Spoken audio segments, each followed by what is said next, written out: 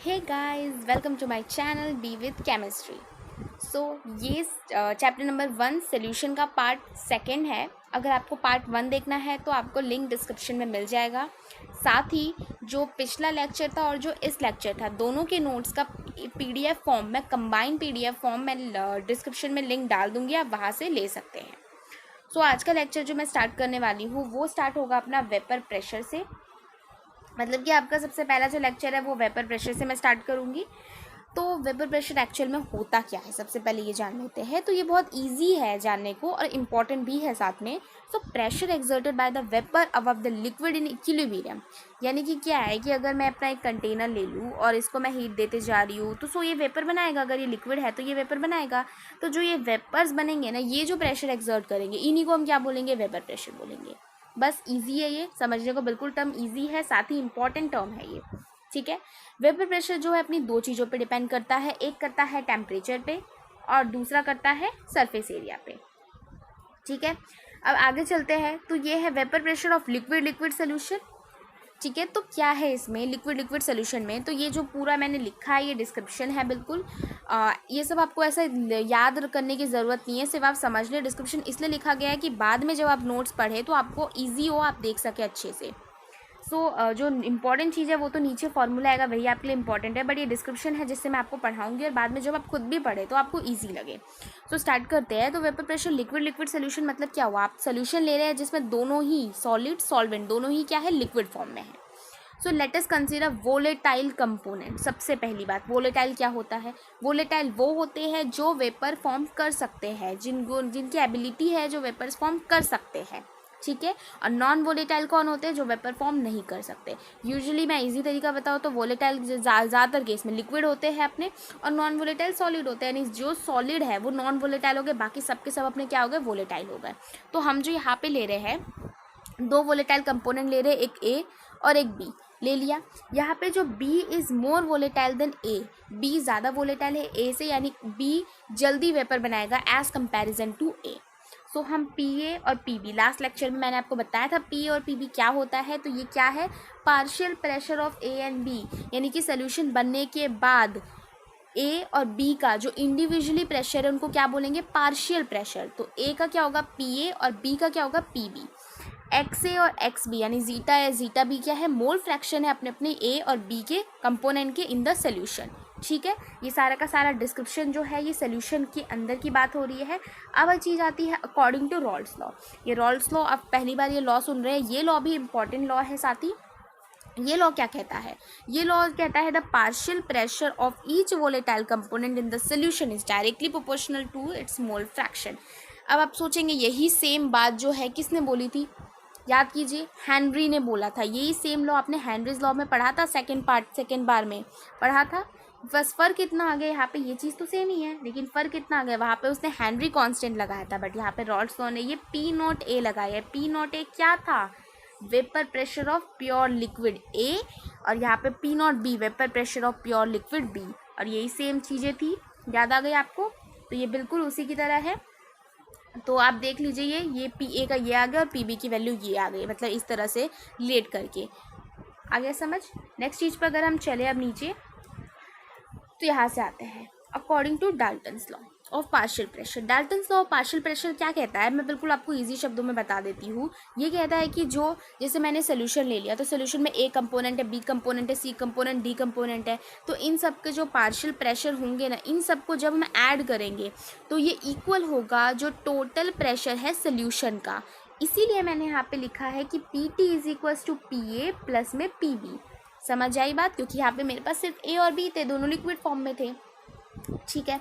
अब इसके आगे यहाँ से ये चीज़ें स्टार्ट होती है और आपको यहाँ से चीज़ें बिल्कुल समझना है फोकस करके। ठीक है। पीछे हमने अभी भी ऊपर हमने ये वैल्यू निकाली थी, यहाँ पे आप देखिए, पी ए की वैल्यू ये निकाली हमने और पी बी की वैल्यू ये निकाली हमने। ठीक है। अब नीचे आते वापस, मैंने वही वैल्यू यहाँ पे पुट कर दी है, पी ए की ये, पी बी की ये पुट कर दी। ठीक है। अब पी नॉट ए एक्स ए और पी नॉट बी ये, अब आप क्वेश्चन की रिक्वायरमेंट के हिसाब से आपको जिसकी वैल्यू दी होगी वो वैल्यू वाली आप रखेंगे और जिसकी नहीं दी होंगी वो हटा लेंगे। मैं मान लेती हूँ मुझे अगर मेरा क्वेश्चन होता, मुझे जीटा ए की वैल्यू दे रखी है, यानी mole fraction of A component मुझे गिवन है, तो मुझे पता है एक्स ए प्लस एक्स बी क्या होता है, 1 होता है। तो यहाँ पे मैं ये चीज़ अप्लाई कर लूँगी। मैं क्या करूँगी, एक्स ए रखूँगी, 1 माइनस एक्स ए कर दूँगी, क्योंकि मुझे एक्स बी गायब करना है, क्योंकि मेरे पास मोल फ्रैक्शन है नहीं ऑफ बी का। मैंने कर दिया। इसको जब मैं सॉल्व करूँगी तो एट लास्ट मुझे ये मिलेगा। बिल्कुल अच्छे से इसे देख लीजिए, आपको ये चीज़ मिल जाएगी। ठीक है, क्योंकि मेरे पास मोल फ्रैक्शन ऑफ ए था, मैंने इस फॉर्म में कन्वर्ट कर लिया। अब अपने क्वेश्चन पे डिपेंड करता है, अगर आपको बी का दिया रहेगा तो आप इसको बी वाले फॉर्म में कन्वर्ट कर लेंगे, तो सब कुछ उल्टा हो जाएगा। तो आपको स्टार्ट यहाँ से करना है। जब आप क्वेश्चन में अगर स्टार्ट करेंगे तो आप यहाँ से स्टार्ट कीजिएगा। इसलिए जो ये फॉर्मूला बहुत, मतलब मैं आपको बता दूँ ये फॉर्मूला इंपॉर्टेंट है, लेकिन कई स्टूडेंट जो है ये डायरेक्ट फॉर्मूला याद कर लेते हैं और जिसकी वजह से एग्जाम में उनको कन्फ्यूजन क्रिएट हो जाती है। तो मैं आपको सजेस्ट करूँगी फॉर्मूला याद नहीं करें, अब यहाँ से समझना शुरू करें कि एक्चुअल में कहता क्या डाल्टन्स लॉ। आप ये चीज़ें समझने की बिल्कुल कोशिश करें, तो इससे आपको बिल्कुल क्लियरिटी आ जाएगी, आपको एग्जाम में प्रॉब्लम का फेस नहीं करना पड़ेगा। अब जो दूसरी चीज़ आती है, ये आता है ग्राफ। ये ग्राफ जो है सिंपल ग्राफ है, आपको ग्राफ से ज़्यादा कुछ लेना देना है नहीं। ये क्या है कि ये पी नॉट ए है, पी नॉट बी है। मैंने पीछे डिस्क्रिप्शन में ये क्या कहा था कि B is more volatile than A, इसलिए पी नॉट बी को मैंने ऊपर बनाया ग्राफ में और पी नॉट ए को मैंने नीचे बनाया। ये वाली जो लाइन है ये वेपर प्रेशर को आपको रिप्रेजेंट कर रही है, और जो बाकी लाइन है, ये नीचे वाली जो लाइन है ये रिप्रेजेंट कर रही है आपके मोल फ्रैक्शन को। ये ज़्यादा वोलेटाइल है इसलिए मैंने इसको ऊपर रखा है, इसको नीचे रखा, और जो PT लाइन है ये टोटल को रिप्रेजेंट कर रही है। बस आपको ग्राफ में इतना याद रखना है। ग्राफ आपके लिए ज़्यादा इंपॉर्टेंट है नहीं। अगर बोर्ड्स के पॉइंट ऑफ व्यू से, मैं अभी भी कहती हूँ, अगर बोर्ड्स के पॉइंट ऑफ व्यू से देखिए, और मेरा चैनल किसके लिए, बोर्ड्स के लिए, तो मैं आपको बोर्ड्स के लिए ही बहुत अच्छे से गाइड करूँगी। अब जो नेक्स्ट चीज़ आती है, vapour pressure of a solid और लिक्विड सोल्यूशन, यानी कि यहाँ पे क्या है, सॉलिड और लिक्विड का सोल्यूशन है। अब आगे हम डिस्क्रिप्शन से ये देखते हैं कौन सॉल्वेंट और कौन सॉल्यूट है। तो let us consider solution in which non volatile solute, यानी कि सॉल्यूट जो सॉल्यूट क्या होता है, जो स्मॉल अमाउंट में प्रेजेंट होता है। स्मॉल अमाउंट में क्या प्रेजेंट है, non volatile. Non volatile means क्या होता है, अपना सॉलिड। सो जो अपना सॉलिड है वो आपको हमको कम अमाउंट में प्रेजेंट है। And volatile solvent B is present, और सॉल्वेंट क्या है अपना, वोलेटाइल है बी, यानी कि हमारा जो इस बार हम क्या कर रहे हैं, जो सॉल्वेंट है लार्जर अमाउंट वाला लिक्विड है और स्मॉलर अमाउंट वाला सॉलिड है, हमने लिक्विड में सॉलिड को डाला।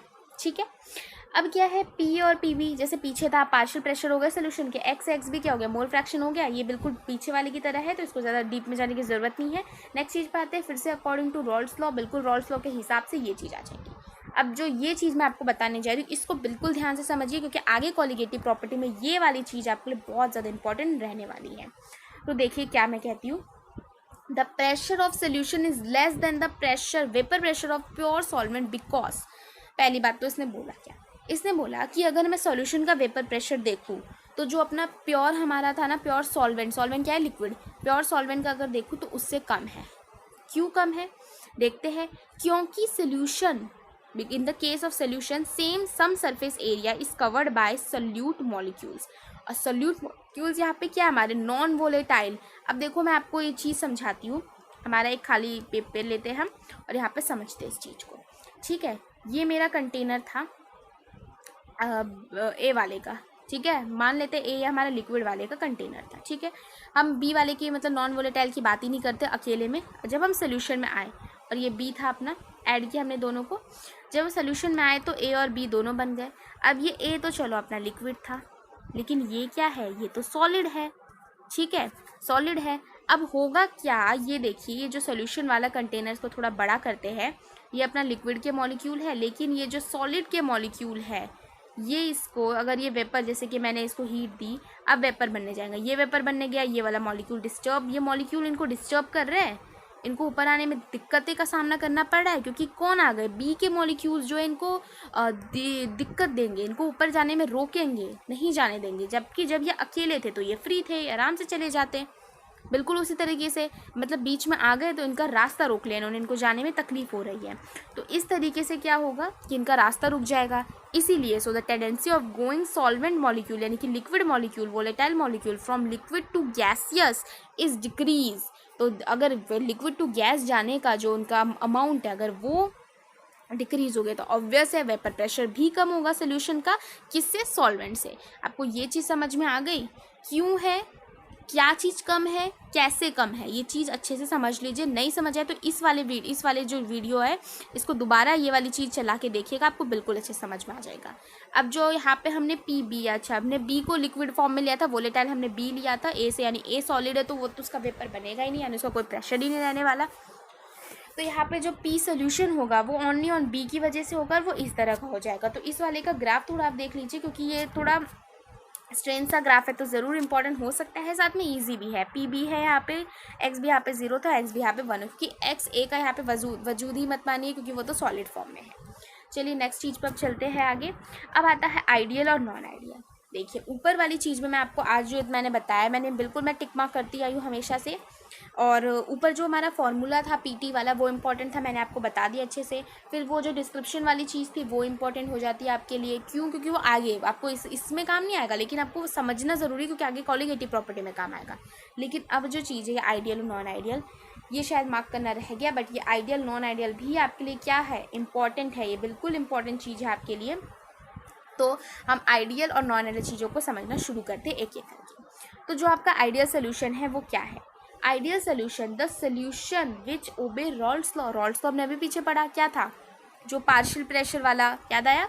तो उस वो रॉल्स लॉ को जो भी फॉलो कर लेगा, जो भी रॉल्स लॉ को फॉलो कर रहा है वो क्या हो गया? अपना आइडियल सोल्यूशन, पहला पॉइंट। दूसरा, चेंज इन वॉल्यूम मीन्स, ये क्या है अपना? डेल्टा मतलब चेंज इन वॉल्यूम मिक्स, यानी कि मिक्स करने पे मतलब वॉल्यूम में चेंज नहीं होगा, जीरो हो जाएगा, यानी चेंज इन वॉल्यूम क्या होगा? जीरो हो जाएगा, यानी V1 + V2 = VF होने वाला है। आ रही बात समझ आपको? जो हीट होगा चेंज वो भी जीरो रहेगा, क्योंकि जितना हीट ऑब्जर्व करेगा वो उतना ही हीट वो रिलीज कर देगा। ठीक है, यहाँ पे ए अट्रैक्शन, यानी कि अपना ए मॉलिक्यूल था, बी भी मॉलिक्यूल था और ए भी मॉलिक्यूल था। मैं आपको बताती हूँ मैं कहना क्या चाहती हूँ, कि आपका ए अकेला था मॉलिक्यूल, तो उसमें ए मॉलिक्यूल के बीच में अट्रैक्शन होगा, बी मॉलिक्यूल तो उसमें बी मॉलिक्यूल के बीच में अट्रैक्शन होगा। फिर जब इन दोनों को हमने ऐड किया तो सोल्यूशन बना, तो यहाँ पे ए बी मॉलिक्यूल के बीच में इंट्रैक्शन होगा। तो ये सब जो इंट्रैक्शन होने वाले हैं ये सब के सब क्या होंगे? इक्वल होंगे। अब आगे आपको बात समझ? फिर एग्जाम्पल अगर हम ले लें एक आइडियल सोल्यूशन का, तो बेंजीन और टोलिन ले सकते हैं। इतनी सी बात है। आपको एग्जाम्पल में ज़्यादातर मैं बता दूँ तो आइडियल और नॉन आइडियल के बीच में डिफरेंस आ जाता है, कई बार मुश्किल से, कई बार डेफिनेशन पूछ लेगा, बस इससे ज़्यादा आपको कुछ समझने की ज़रूरत नहीं है इसमें। अब नॉन आइडियल पे अगर हम आ जाए, नॉन आइडियल सोल्यूशन पे, तो सोल्यूशन विच डोंट ओबे रॉल्स लॉ, जो कि रॉल्स लॉ को ओबे नहीं करता, रॉल्स लॉ को ओबे नहीं करता है। अब नहीं करता है तो बिल्कुल उसके अपोजिट हो जाएगा। वहाँ पे डेल्टा एच क्या था? =0 था, यहाँ पे नहीं होगा। वहाँ पे डेल्टा वी क्या था? =0 था, यहाँ पे नहीं होगा। अब क्या है, जो अपना नॉन आइडियल है ना, ये साथ में अपने दो टाइप लेके आता है। Types of non ideal solution क्या क्या है? तो सोल्यूशन एक तो पॉजिटिव डेविएशन शो करेगा, एक नेगेटिव डेविएशन शो करेगा। ठीक है, अब हम इसको एक एक करके समझते हैं। ये वाली जो चीज़ है ना, ये आपके नोट्स के लिए मैंने लिख दिया है, बट मैं आपको एक इसके थ्रू समझाऊंगी। यहाँ पे सोल्यूट ए है अपना, सॉल्वेंट बी है अपना, दोनों को मिक्स किया हमने। ठीक है, यहाँ पे ए बी सॉल्यूशन बनेगा। ये चीज़ मैं पीछे बताई थी, A interaction B B interaction A B interaction बता चुकी हूँ मैं बात। ठीक है, नीचे आते हैं। तो जो अपना ये आता है पॉजिटिव डेविएशन, अगर हम बात करें, हम किसकी बात कर रहे हैं यहाँ पे? पॉजिटिव डेविएशन की बात कर रहे हैं। तो जो पॉजिटिव डेविएशन में क्या होगा, अपना जो ये ए इंट्रैक्शन है वो ज़्यादा होगा ए बी इंट्रैक्शन से, यानी कि सोल्यूशन का जो इंट्रैक्शन मतलब मॉलिक्यूल्स के बीच में जो सोल्यूशन मतलब मॉलिक्यूल्स सोल्यूशन में जो अपने मॉलिक्यूल्स है उनके बीच का जो इंट्रैक्शन होगा ना, वो कम होगा प्योर वाले से। यहाँ पे भी देख लीजिए, यहाँ पे भी देख लीजिए। बस इसका ग्राफ किस तरह से बनेगा? क्या है ये? पॉजिटिव। क्या है ये? Positive deviation. तो मैंने तो याद करने का तरीका ये देती हूँ आपको कि ये सीधी लाइन हमने पीछे पढ़ा था, अभी जो हमने क्या था, क्या लिक्विड सोल्यूशन वाले में हमने पढ़ा था ग्राफ, उसमें वो डॉटेड लाइन से रिप्रेजेंट कर देना, और ये पॉजिटिव डेविएशन वाली लाइन को ऊपर से, इसके ऊपर से और इसके ऊपर से। ठीक है, अगर आप गौर से देखें तो आपको बिल्कुल समझ आ जाएगा। इसका एग्जाम्पल हो जाएगा एसीटोन और CS2।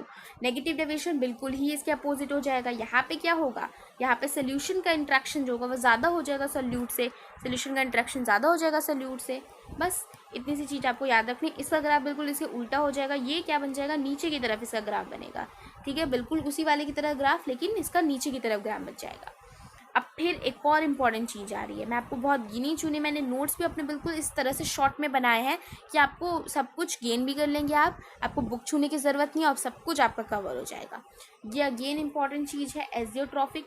आपको एजियोट्रॉफिक मिक्सचर में ना सिर्फ और सिर्फ डेफिनेशन पे ध्यान दीजिए, सिर्फ डेफिनेशन पे, ठीक है। तो डेफिनेशन कहता क्या, it is a mixture of binary component. Binary component याद है सबको, पिछले लेक्चर में बताया था मैंने, बिल्कुल स्टार्टिंग में बताया था। बाइनरी कंपोनेंट क्या होता है, जो 2 कंपोनेंट से बना हो। तो जो बाइनरी कंपोनेंट्स का मिक्सचर जो होगा, जिनका constant composition in liquid and gaseous state, it is a constant boiling mixture, ठीक है। तो एजियोट्रॉफिक एक कांस्टेंट बॉइलिंग मिक्सचर है, बाइनरी कंपोनेंट्स का है, विच हैज़ कांस्टेंट कंपोजिशन। की कंपोजिशन जो थी कांस्टेंट यानी सिमिलर होती है लिक्विड और गैसियस दोनों स्टेट में, ठीक है। इसके भी 2 टाइप हो जाते हैं, एक हो जाता है अपना मिनिमम बॉइलिंग पॉइंट और एक हो जाएगा मैक्सिमम बॉइलिंग पॉइंट, ठीक है। इन बहुत ईजी है। मिनिमम देखिए, बिल्कुल मैंने तो जब याद किया था मैंने इस तरीके से किया था कि मिनिमम बॉइलिंग एजियोट्रॉफिक मिक्सचर क्या होता है। मिनिमम जो पॉजिटिव डेविएशन है, उल्टा पुल्टा। मिनिमम यानी जो पॉजिटिव डेविएशन शो कर रहा है, मैक्सिमम जो नेगेटिव डेविएशन शो कर रहा है। आ रही बात समझ। मैं तो अपने टाइम में इस तरह से ट्रिक से याद करती थी, आपको जो ट्रिक अच्छी लगे आप उस तरीके से याद कीजिए। एग्जाम्पल अगर देखिए तो इसका एग्जाम्पल साइक्लोहेक्सेन और इथेनॉल है, जबकि इसका एग्जाम्पल H2O और HCl है। तो आपको ये चीज़ें जो एजियोट्रॉफिक वाला है ये तो आपको रटना ही पड़ेगा। आज तो बहुत कम बच्चे हैं जिन्होंने इसको समझ पाया हो, लेकिन आपको शायद इसका डेफिनेशन आपको ये रटना पड़े। ठीक है, सो आपको इसकी डेफिनेशन याद करनी पड़ेगी। डेफिनेशन ही कई बार एग्जाम में आती है, इसमें कुछ आता भी नहीं है, ठीक है। सो अब यहाँ पे मैं ख़त्म करती हूँ अपना लेक्चर। ये पार्ट 2 था। पार्ट 3 में मैं कॉलिगेटिव प्रॉपर्टीज़ के साथ आऊँगी, और पार्ट 3 जो है वो मोस्ट इम्पॉर्टेंट पार्ट होने वाला है।